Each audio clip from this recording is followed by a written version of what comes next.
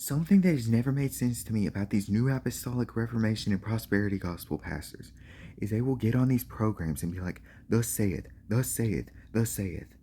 The problem is they'll be reading off these prophecies, and regardless of what you view by cessationism or continualism, no one other than in the context of reading the King James Bible has used the phrase thus saith since the 17th century.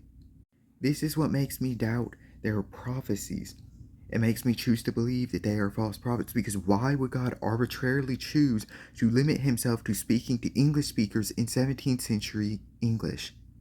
What it is this is a pattern and a thing that Joseph Smith used to make himself look legitimate in writing the Book of Mormon, where you use phrases that sound like scripture or sound scriptural and you just repeat them over and over and over again to make yourself sound legitimate.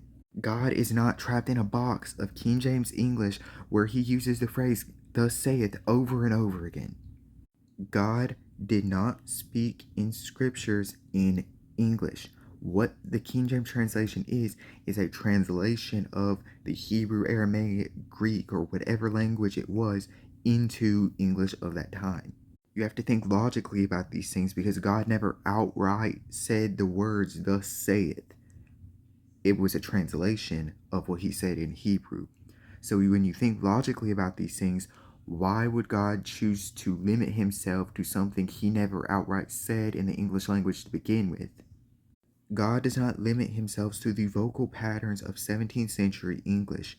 When he does speak, he speaks in a way that the hearer will most likely understand, not the form of English that was spoken 300 years ago.